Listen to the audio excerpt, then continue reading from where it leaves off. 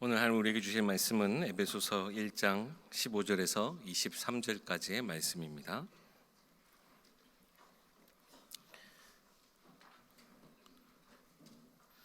신약성경 에베소서 1장 15절에서 23절까지의 말씀입니다. 제가 봉독하겠습니다. 이로 말미암아 주 예수 안에서 너희 믿음과 모든 성도를 향한 사랑을 나도 듣고 내가 기도할 때 기억하며 너희로 말미암아 감사하기를 그치지 아니하고 우리 주 예수 그리스도의 하나님 영광의 아버지께서 지혜와 계시의 영을 너희에게 주사 하나님을 알게 하시고 너희 마음의 눈을 밝히사 그의 부르심의 소망이 무엇이며 성도 안에서 그 기업의 영광의 풍성함이 무엇이며 그 힘의 위력으로 역사하심을 따라 믿는 우리에게 베푸신 능력의 지극히 크심이 어떠한 것을 너희로 알게 하시기를 구하노라. 그의 능력이 그리스도 안에서 역사하나 죽은 자들 가운데서 다시 살리시고 하늘에서 자기의 오른편에 앉히사 모든 통치와 권세와 능력과 주권과 이 세상뿐 아니라 오는 세상에 일컫는 모든 이름 위에 뛰어나게 하시고 또 만물을 그의 발 아래에 복종하게 하시고 그를 만물 위의 교회의 머리로 삼으셨느니라. 교회는 그의 몸이니 만물 안에서 만물을 충만하게 하시는 이의 충만함이니라. 아멘. 박성수 목사님 나오셔서 교회에 대한 나의 태도라는 제목으로 말씀 전해주시겠습니다.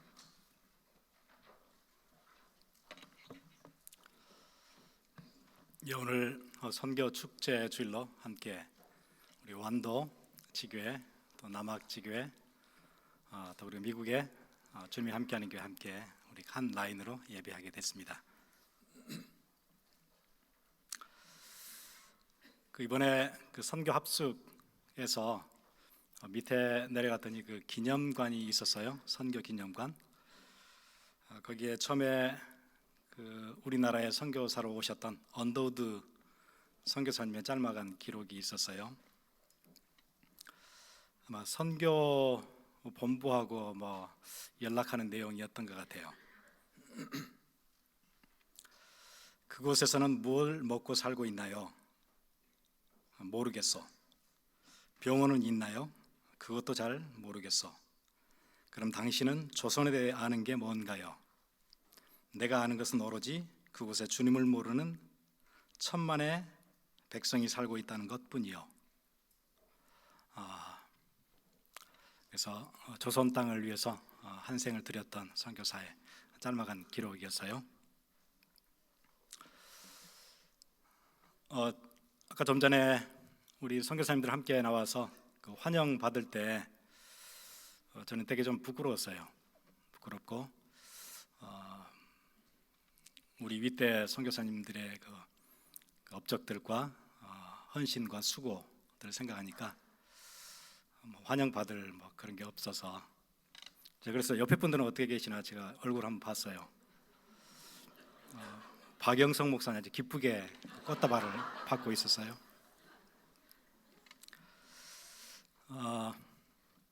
보통 사람들이 이제 우리가 전도하러 갈 때 복음 편지 1번 우리 많이 사용하지요. 왜 인간에게는 행복이 없는가?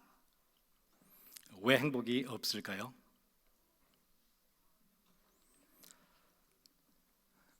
그래서 사람들은 행복하려고 절대다수가 동의하는 몇 가지 시스템이 있는 것 같아요. 가장 첫 번째 시스템은 물질이 넉넉하면 행복할 것이라는 생각을 다 가지고 있어요. 누구나 동의해요. 물질이 있으면 행복할 것이다. 내가 왜 물질이 없는가 보니까 가진 자는 더 많이 갖게 되는 사회의 잘못된 구조, 분배 시스템, 여기에 문제가 있다. 똑같이 동등하게 나눠 가지면 행복한 세상이 올 것이다. 그게 이제 사회주의, 공산주의가 생각하는 시스템이에요. 그래서 물질을 최우선에다 두고 유물론 사상을 가지고 있지요. 그런데 굉장히 아이러니하게 유물론을 외치고 물질이 최고라고 얘기하는 그 사회가 가장 물질적으로 힘들어요. 동의하시죠? 지금 한국에 와 있는 3만 5천 명의 탈북하신 분들 얘기를 들어보세요. 그 땅에서 어떻게 살았는지, 그 땅이 물질적으로 어땠는지. 가장 물질이 소중하다고, 이것이 근본이라고 얘기했던 나라가 가장 어려워요.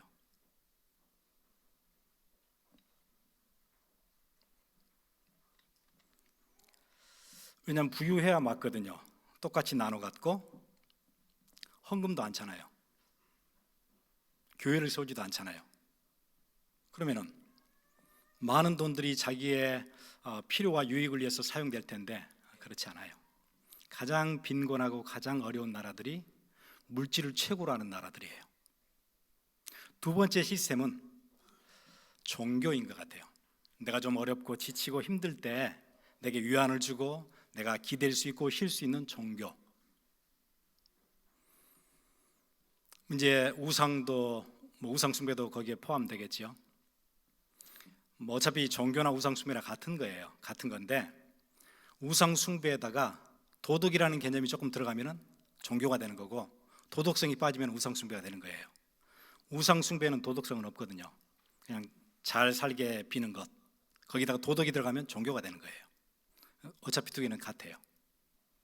그런데 한 나라에 종교가 한 종교가 80% 이상이 되면은 그 나라 비참해져요. 왜 그럴까요? 행복을 찾아서 종교를 찾았는데 종교가 사람들을 억압해요. 얼마 전에 여러분 기억하시죠? 미군들이 아프가니스탄에서 빠져나왔잖아요. 나올 때 그 카불 공항 보셨죠? 그 아수라장인 거 보셨죠? 빠져나오려고. 그래서 어떤 어머니는 공항 안에 들어가지를 못하니까 자기의 젖먹이 아들이라도 살려보려고 철조망 밖으로 던져내잖아요. 너라도 자유를 찾아 살아. 나는 못 가지만. 얼마나 비참하던가요? 왜 그러냐면은 텔레반이 정권을 잡으면 비참한 일이 생겨요. 왜냐하면 아프가니스탄은 경험을 많이 했거든요. 텔레반이 들어올 때마다 그들이 어떻게 했는지 제가 잠깐 소개를 해드릴게요. 텔레반이 들어오면 이런 시스템을 만들어요. 국가에 모든 시민은 하루에 5차례 이상 기도해야 돼요. 기도 시간에 다른 일을 하다가 적발되면 처벌을 받게 돼요. 권장을 맞아요. 모든 남자들은 수염을 길러야 돼요. 어느 정도 길러야 되느냐? 한 주먹보다 길어야 돼요. 그래서 수염을 다 길러야 돼요. 기르지 않으면 적발되면 처벌을 당해요. 노래는 금지, 춤도 금지, 카드놀이나 노름이나 연날리기 금지, 책을 쓰고 영화를 보고 그림을 그리는 것 다 금지. 만약에 남의 것을 훔치다가 적발되면 손목을 잘라요. 재범이 되면 발목을 잘라요. 그게 종교예요. 여자들에 관한 사항들은 여자들은 항상 집에 있어야 돼요. 특별한 일이 없는데 밖에 다니면 안 돼요. 어쩔 수 없이 나가야 될 때는 자기의 친척 남자들과 함께 나가야 돼요. 아니면 자기 가족들 남자들과 누가 같이 가줘야 돼요. 혼자 여자가 왔다 갔다 하는 것은 용납이 안 돼요. 그리고 자기 얼굴을 남에게 절대 보여주면 안 돼요. 그게 자기들의 법령이에요. 그래서 부르카를 입고 다니는 거예요. 얼굴을 안 보여주려고. 제가 사진 하나를 보여드릴게요.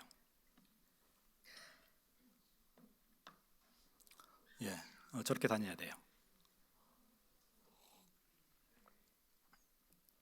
제가 작년에 초대교회 7교회가 있는 터키를 갔었어요. 교회들을 방문하려고 갔었는데 터키는 이슬람 모슬림들이 많거든요. 저렇게 다녀요. 자기 얼굴을 가족들 말고 남에게는 절대 보여서는 안 돼요. 그리고 남자들에게 말을 걸어서도 안 돼요. 그리고 모든 여학생들은 학교를 다니면 안 돼요. 텔레반이 정권을 잡는 것과 동시에 여학교들은 다 폐쇄 조치예요.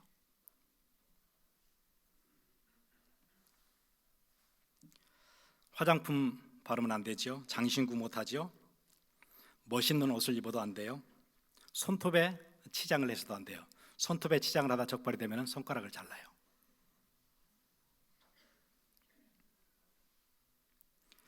한 나라의 종교가 80%를 차지하면 이런 일이 생겨요. 종교가 행복을 주나요?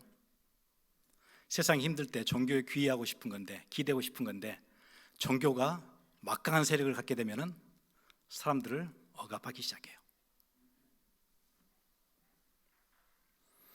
여러분, 그래서 가장 종교적인 나라들이 가장 억압을 많이 받아요.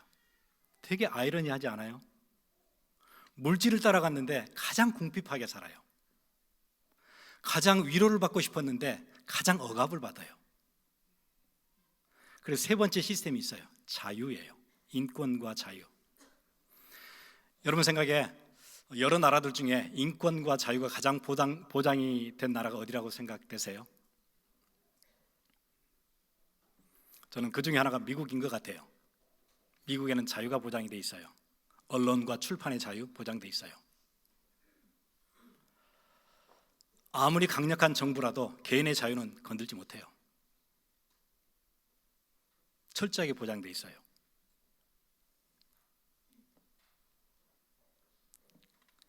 개인의 자유를 가장 소중하게 여기는 나라. 제가 도표 하나를 보여드릴게요. 이 표는 뭐냐면 인구 10만 명당 수감되어 있는 인원이에요. 수감된 인원이 가장 많은 나라 어디죠? 유나이티드 스테이트. 미국이에요. 두 번째로 수감률이 가장 높은 나라가 엘살바도르, 그 다음에 루안다, 그 다음에 러시아, 저 밑에 가면 차이나, 이렇게 돼 있어요. 중국보다 수감 인원이 훨씬 많아요. 세계에서 가장 높아요. 가장 자유를 부르짖었는데 왜 자유를 억압당하는 수감자가 저렇게 많아요? 이상하지 않아요? 하나님을 떠나면 물질을 추구해도, 위로를 추구해도, 자유를 추구해도 정반대 현상이 나타나요. 하나님을 떠난 인생에게는 하나님을 만나는 것 말고는 다른 데서 절대 행복이 오지 않아요. 왜냐하면 우리는 하나님의 형상으로 지어져서 그래요. 하나님의 형상으로 지음받은 인생은 하나님과 함께할 때만 행복한 거지 어떤 다른 것 가지고도 절대 만족하거나 행복할 수가 없어요.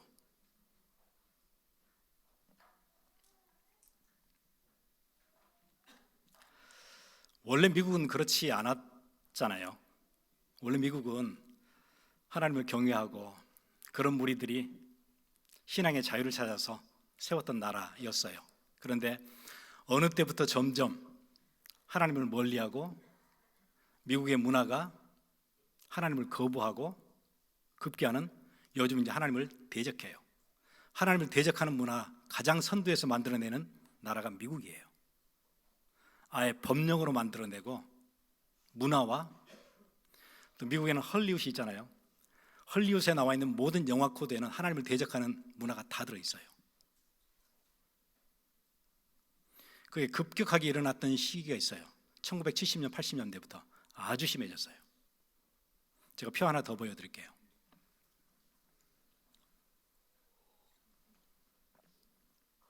이 표는 연도별로 수감률이 이렇게 표시되어 있는 건데, 빨간색으로 갑자기 확 수감자가 늘어날 때, 그때가 언제냐면은 1970, 80년대. 딱 동일해요. 일치하죠. 저 위에 빨간 것은 그 프리즌이라고 되어 있는 것은 이제 장기 복역자들이에요. 그리고 밑에 제일은 그 한국 같으면은 아마 구치소쯤 될 것 같고요. 위에는 교도소가 될 거예요. 구치소나 교도소, 이제 제일은 보통 1년 미만의 형을 받은 사람들이 있을 거고, 저 빨간 선은 이제 장기로 들어가 있는 사람들이에요. 굉장히 높아지죠. 하나님을 대적하면 할수록, 자유를 추구하면 할수록 수감자가 늘어나요. 이게 우리 인생이에요. 하나님을 떠나면 어떤 걸 추구해도 행복할 수가 없어요.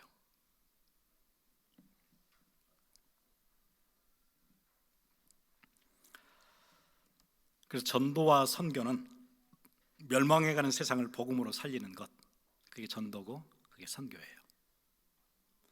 왜냐하면 이게 답이야. 이러면 행복할 수 있어. 물질이 답이야. 그런데 물질이 답이 아니라고 얘기하잖아요. 사회주의 국가들이 답 아니라고 얘기하잖아요.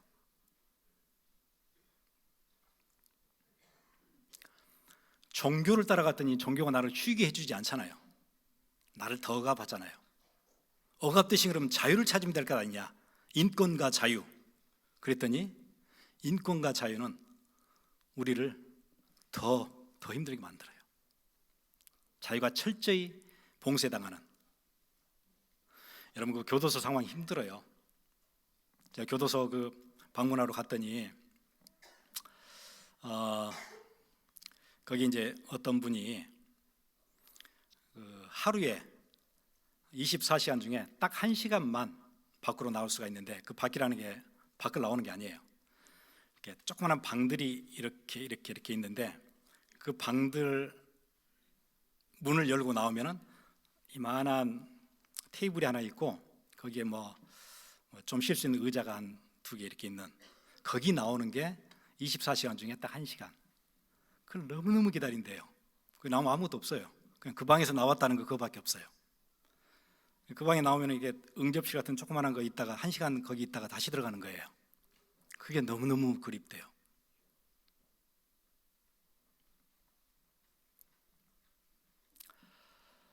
왜 그래야 될까요? 자유를 소중하게 생각했는데 자유가 억압당해요.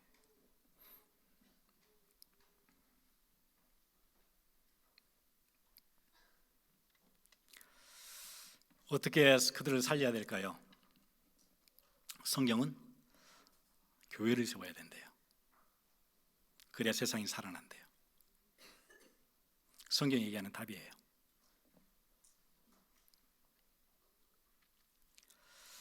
구약에서는 선교라는 개념, 전도라는 개념을 요나서가 가장 분명하게 보여줘요. 선민이라고 모여있지 말아라. 나가야 된다. 밖에는 복음 듣지 못한 사람들이 있다. 그래서 멸망당하고 있다. 이게 답인가 하고 갔는데 그거 절대 답 아니다. 그래서 니느웨로 가라. 니느웨가 어디죠? 옛날 고대 제국들 중에 가장 악랄했던 제국을 세웠던 나라가 아시리아예요. 아시리아의 수도가 니느웨거든요.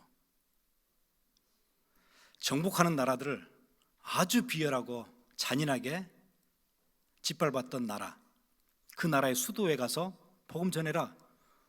가기 힘들죠. 그럼 못 간다고 얘기한 거예요, 요나가. 그래도 가. 억지로 가잖아요. 도망 다니다가 억지로 가지요.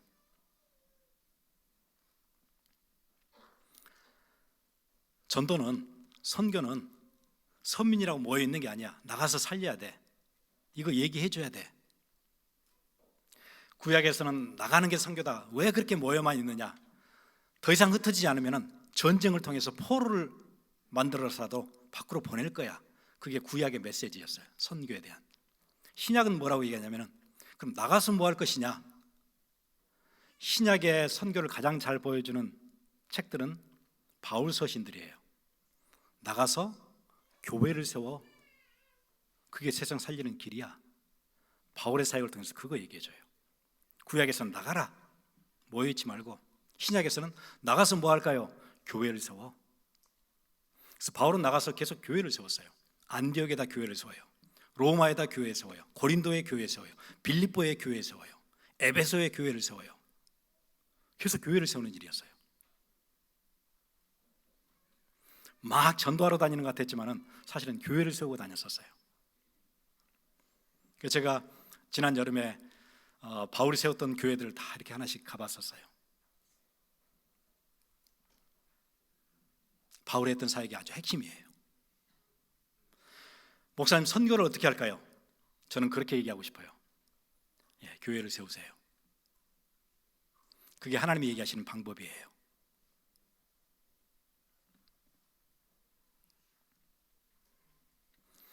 그래서 저는 성도들 중에 가장 행복한 사람이 내가 평생 사랑하고 내가 섬기고 아낄 수 있는 내 교회가 있는 사람, 가장 행복한 사람일 것 같아요.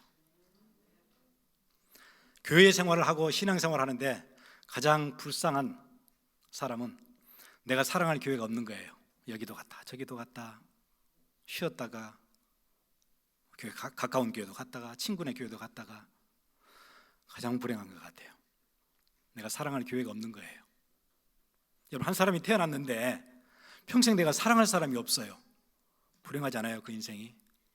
내가 정말 뜨겁게 내 인생을 다해서 사랑할 대상이 있다. 얼마나 행복해요, 그 인생이요. 우리의 영혼이 이 땅에 왔는데 하나님의 보내심을 받았는데 사랑할 대상이 없었다. 불행하지 않은가요? 불행한 것 같아요. 내가 사랑하고 아끼고 헌신해도 감사한 내 교회, 나와 내 자녀가 계속 섬길 수 있는, 세워갈 수 있는 그 교회가 있는 사람, 행복한 사람이에요.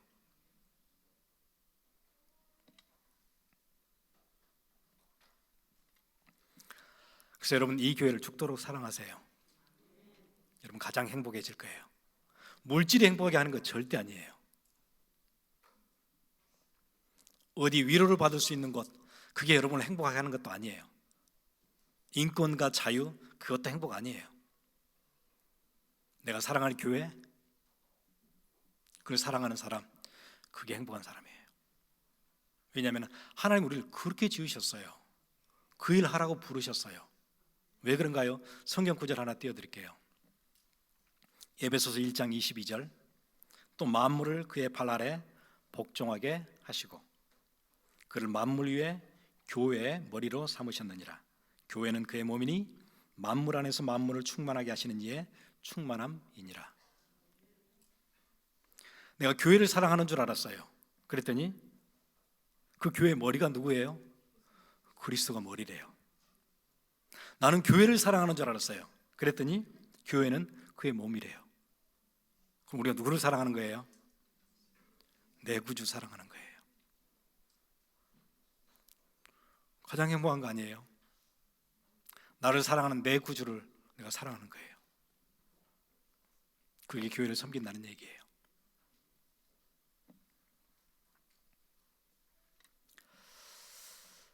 평생 교회를 세웠던 다윗의 일생, 그는 진짜 행복하게 살았던 것 같아요. 우리 저번에 제가 한번 그 말씀 나눈 적이 있었는데 역사 안에서 교회는 두 가지 교회가 있었어요. 첫 번째 교회는 하나님이 구약 시대 이스라엘이라는 나라에다가 맡기셨어요. 이스라엘에 있던 교회. 신약이 오면은 신약 교회, 두 번째 교회죠. 이 교회는 훨씬 더 완성된 모습이에요. 왜냐하면 구약 교회 이스라엘은 그냥 혈통이나 민족에 조금 갇혀 있었어요. 그랬다면 신약에서는 그게 확 열려요.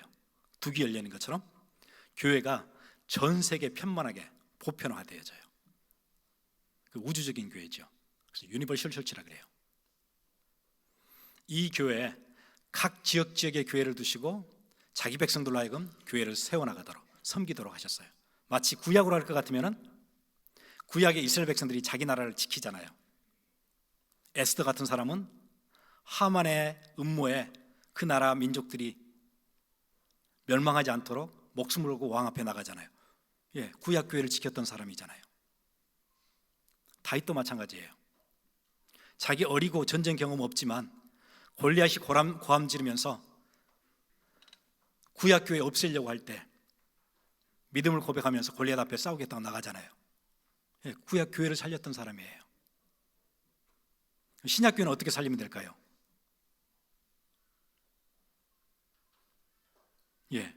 그래서 하나님께서 우리를 그렇게 부르신 거예요.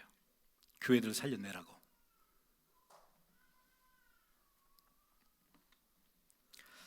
사람들 생각에는 솔로몬이 교회를 성전을 지었고 다윗은 짓지 못했다 생각하는데 사실은 그렇지는 않거든요. 다윗이 성전을 지었어요. 건물은 솔로몬이 지었을지 몰라도 건물이 지어지도록 군대를 조직하고 광대한 군사적인 조직과 여러 전투들을 통해서 성전을 지을 때 이웃 나라들이 절대 방해하지 못하도록 전투를 통해서 잠재웠던 일을 누가 했어요? 다윗이 했거든요. 그러니까 다윗은 자기도 솔직히 잘 몰랐어요. 내가 하는 전쟁이 무슨 전쟁인지 잘 몰랐었어요. 그런데 지나고 나니까 무슨 일이었어요? 성전 짓는 일이었어요. 주변 국가들이 성전을 지을 때 온 나라가 힘을 다 모아서 모든 노력과 힘을 한 곳에 쏟을 때, 성전을 지을 때 이웃 나라들이 방해하잖아요. 그러지 못하도록 미리 딱 잠재웠던 역할을 다윗이 맡아서 했었어요. 그리고 성전에 필요한 모든 물자들을 다 준비해놨어요. 그래서 다윗의 인생은 성전을 짓다 간 사람이었어요. 그는 그래서 행복한 사람이에요. 이세 아들 다윗을 만나니 내 마음에 합한 자다, 하나님 그렇게 얘기하시잖아요. 왜요? 그는 평생 성전을 짓다 갔으니까.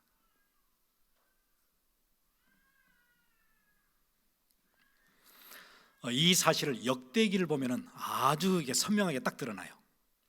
역대기의 역사는 성경 안에 그 여러 가지 왕들, 이스라엘과 유다 나라의 왕들에 관한 기사인데, 열왕기상하, 역대상하는 같은 시대를 쓰는데 보는 역사관이 완전 달라요. 역대기는 하나님의 관점으로 역사를 보는, 딱 그렇게 쓰여져 있어요. 그러면 여러분 역대기 보시면은 뭘 볼 수 있냐면, 하나님은 역사를 이렇게 보고 계시는 거구나, 그걸 볼 수 있어요. 열왕기상하는 그냥 일이 진행되는 순서들, 역사에 있었던 굵직한 일들을 중심으로 써졌다면, 역대기는 전혀 다른 거예요. 하나님의 관점으로 역사를 보는 거예요. 그래서 역대기에 가면은 다윗 왕이 했던 일들은, 다윗 왕이 했던 여러 가지 업적들은 하나도 역대기에 나오잖아요. 뭐만 나오냐면은 성전을 지었던 것, 거기에 마음을 썼던 것, 그것만 나와요. 하나님은 역사를 어떻게 보시는 거예요? 그렇게 보시는 거예요. 굉장히 독특하죠. 다윗의 여러 가지 업적과 사건들은 다 생략돼요. 그리고 그가 어떻게 성전을 준비해 왔었는지, 어떤 마음으로 하나님께 성전을 지으려고 준비했었는지, 그것만 두드러지게 나와요. 역대기에 나와 있는 이스라엘과 남쪽 유다, 마치 이제 지금 북한과 남한처럼 북쪽에는 이스라엘이 10지파가 있었고 밑에는 2지파 있었잖아요, 유다. 그런데 역대기로 가면 위에 있는 이스라엘은 그냥 무시하세요. 기록이 없어요. 왜냐하면 북쪽 이스라엘 왕들은 성전과 아무런 관련이 없어요. 그러니까 하나님께서도 없는 것 취급하세요. 그리고 남쪽 유다에는 그런 왕들이 있었어요. 요시야, 여호사밧이라는 왕, 히스기야, 이런 왕들이 있었거든요. 예배를 사모하고 성전을 사모하는 사람들이 있었어요. 그래서 역대기 하에 보면 그 사람들의 기록과 업적들은 굉장히 길게 써요. 그리고 한 8명의 왕들을 한 70% 정도 분량을 소유해서 그 사람들이 이렇게 했단다, 그렇게 써주거든요. 나머지 성전에서 관심 없던 12명의 왕들, 20명 중에 그냥 다 지나가요. 하나님 역사를 보시는 관점이에요. 세상에는 그렇게 얘기하죠. 자아성취, 어떻게 자기 개발을 해서 어떻게 목표를 세우고 어떻게 달성할 것인가, 거기에 대해서 엄청난 찬사를 보내요. 고시를 공부해서 아니면은 좋은 학교에 들어가서 목표를 세우고 했더니 좋은 직업을 얻게 되고, 직장 안에서 이런 것들을 성과를 내 가지고 내가 인정받게 되고, 이런 게 되게 중요하잖아요. 어떤 사람은 변호사도 되고, 어떤 사람은 직장에서 인정받는 사람도 되고.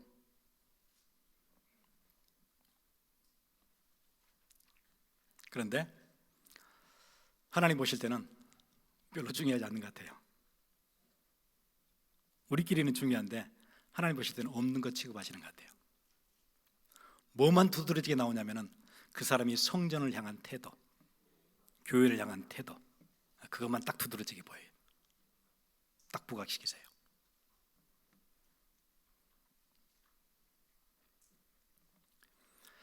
알렉산더가 세계를 정복했다. 하나님의 시선에서는 별로 중요한 일도 의미 있는 일도 아니에요.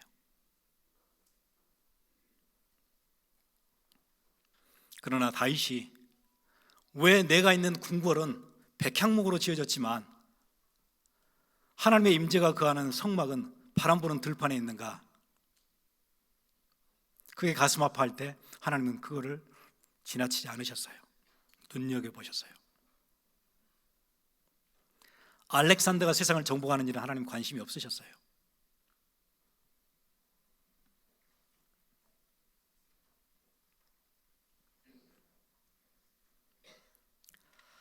그래서 우리의 인생의 운명은 성전에 관한 태도에 의해서 결정돼요.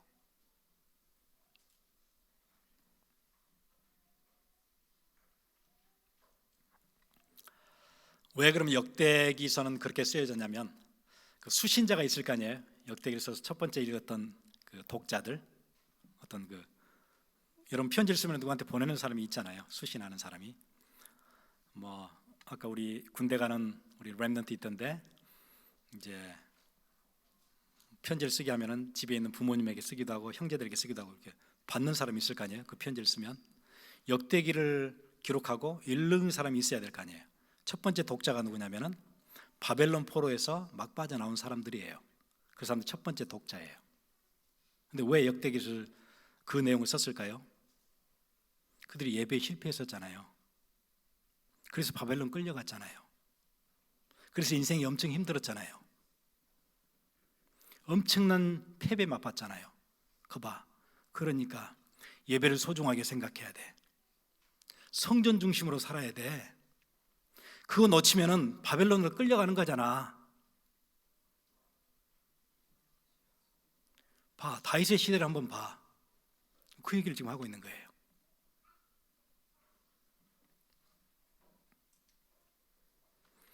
예, 우리 인생도 그럴 거예요. 행복을 찾아서 다른 걸 찾아가면 더 불행해져요.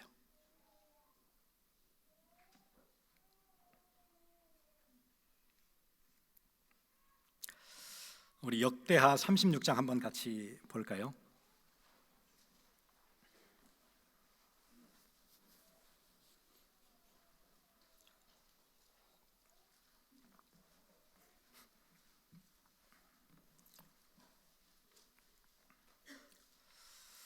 하나님이 유다 나라의 왕들 20명의 왕들을 평가하시거든요. 어떤 왕은 악하다, 어떤 왕은 선한 왕이다 구분을 하세요. 그 구분하는 기준이 뭐냐면 착한 일을 많이 해서 선한 왕이 되는 게 아니에요. 성전에 관한 태도예요. 어떤 마음으로 성전을 생각했었는지 그걸 기준으로 해서 어떤 사람은 악한 자라고 얘기하고 어떤 사람은 선한 왕이라고 얘기해요. 역대하 36장 12절 우리 같이 볼까요? 그의 하나님 여호와 보시기에 악을 행하고, 누구 얘기냐면 유다 왕 시드기야에 관한 얘기예요. 그는 하나님 보시기에 악을 행했어요. 선지자 예레미야가 여호와의 말씀으로 일러도 그 앞에서 겸손하지 아니하였으며. 14절 보세요. 모든 제사장들의 우두머리들과 백성도 크게 범죄하여 이방 모든 가증한 일을 따라서 여호와께서 예루살렘에 거룩하게 두신 그의 전을 더럽게 하였으며, 그의 성전을 더럽게 했어요. 그래서 그는 악한 왕이에요. 그 사람이 하나님의 평가에 악하다고 평가됐던 기준이 뭐였어요? 성전을 더럽혔어요. 성전에 관한 태도예요.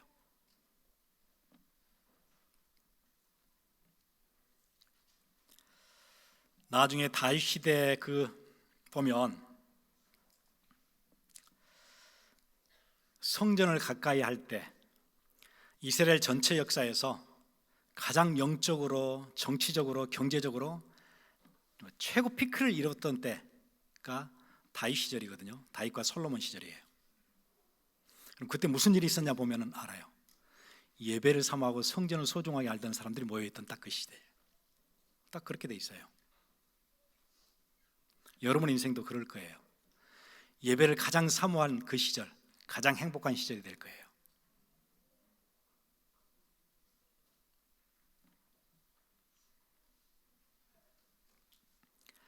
여러분의 생명, 여러분의 숨을 거두는 시기, 복을 내리는 것, 정하시는 기준 어디 있을까요? 여러분이 교회를 향한 태도.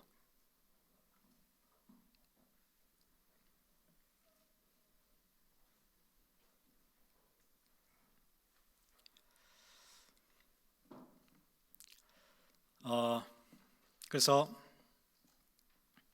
여러분 사실 이렇게 오늘 예배하는 소중한 날이지만 보통 우리가 영화관에 가거나 연극을 보러 가면 관중들이 여기 앉아 있고 앞에 나와 있는 연극하는 그 배우들이 연극을 하겠죠. 아니면 스크린에서 영상들이 나오겠죠. 우리가 관람을 해요. 그 사람들이 예배도 그럴 거라고 생각을 하는 것 같아요. 그래서 와서 이 교회는 이렇구나, 이 교회 성가대는 참 잘하구나, 그 교회 목사님은 설교를 참 잘하시구나, 되게 길구나, 이런 평가를 할 거예요. 그런데 예배당과 극장은 정반대예요. 하나님이 여기서 여러분들을 보세요. 관중이 여러분이 아니고 하나님이 관중이세요. 어떤 마음으로, 어느 마음으로 여기 왔는지를 보세요. 어떻게 말씀을 듣는지를 보세요. 공연을 누가 하고 있는 거예요? 앞에 있는 설교자들이 성가대 가는 게 아니고 지금 여러분들이 하고 있는 거예요. 하나님 앞에서. 오늘 어느 마음으로 예배하는지, 어느 중심 가지고 예배하는지,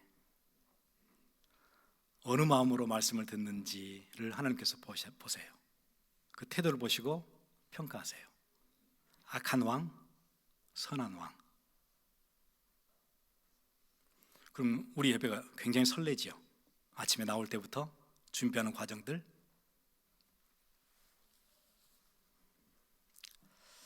저도 오늘 새벽에 일어나서 오늘 예배 생각하면서 밖에서 뛰었어요. 가까운 데 있는 그 고등학교 운동장을 계속 뛰었어요. 기도하면서 예배를 준비하는 거죠. 우리가 예배 나올 때 조그만 설레는 마음으로 말씀을 기대하고 나올 때 하나님 여러분들 평가하세요.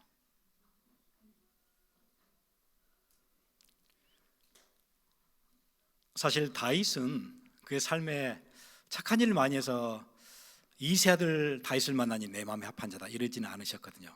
실수했고 많이 흔들렸고, 그런데 하나님 평가하시는 가장 소중하게 보셨던 건 뭐냐면 그의 중심 안에 어떤 태도로 성전을 생각했었는가, 그거였어요. 혹시 여러분 삶에 실수도 많았고 흔들리기도 했고 잘 안 되는 것도 많고 그보다 훨씬 중요한 게 있는 것 같아요. 뭐지요? 여러분이 교회를 향한 태도예요. 교회를 어떤 마음으로 사랑하는지, 어느 정도 마음을 두고 있는지.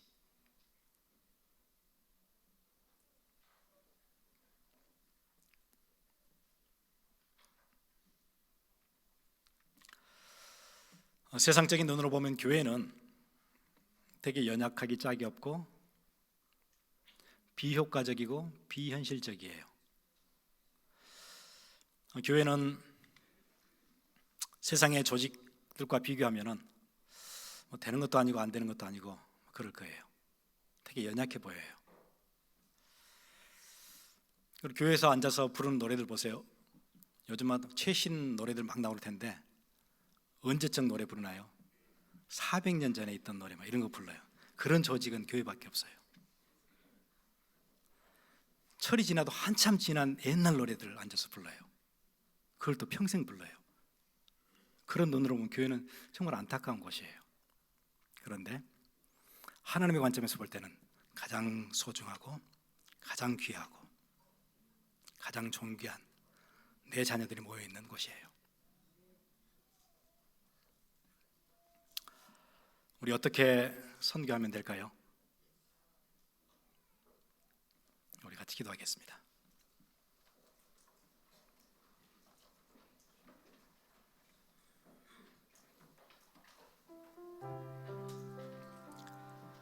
선교는 교회를 세우는 거예요.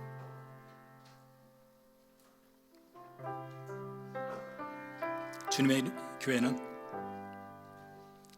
하나님 보시기에 지극히 귀중하고 가치 있고 더할 나위 없이 영광스러운 것, 그게 교회지요. 하나님이 이 교회를 세우라고 우리를 부르셨어요. 우리 인생이 새롭게 평가받는 길이 있어요. 우리 같이 기도하겠습니다.